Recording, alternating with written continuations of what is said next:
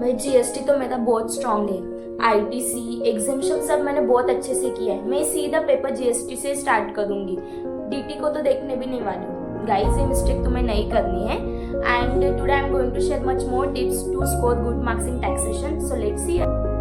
Hello guys, this is CA finalist Siddhi Jain here to share some tips to score the examination in taxation paper.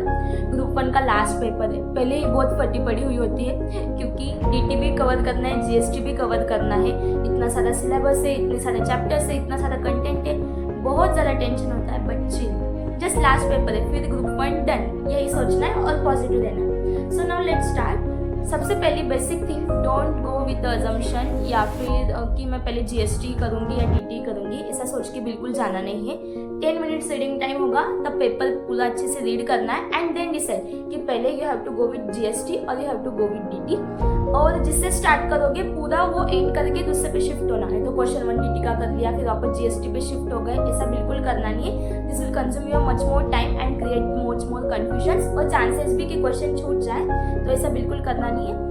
And talking about MCQs, GST के MCQs comparatively easy और scoring होते हैं, DT के थोड़े Hardy और लेंदी ही रहेंगे। सो I would suggest कि DT के एमसीक्यूज को लास्ट में टारगेट करो ताकि पेपर भी ना छूटे एंड जीएसटी का स्कोर भी तुम्हारा अच्छे से मेंटेन हो सके। And talking about the preparation, GST में आईटीसी एग्जामिशन ये चैप्टर जो हेवी वेटेज वाली है अच्छे से करो।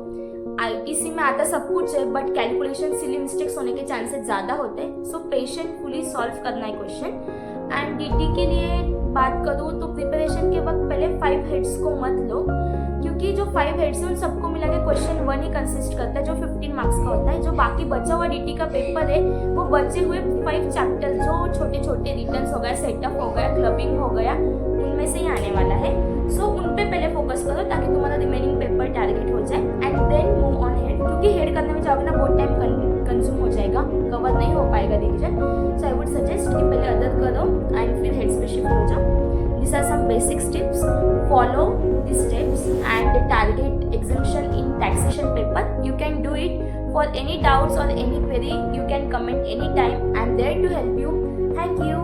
All the best. Bye bye. You can do it, guys. यह हौसला कर फैसला, तू कर सकता है क्योंकि टैक्सेशन का पेपर सिर्फ और सिर्फ तेरा है, सिर्फ और सिर्फ तेरा है। Bye bye.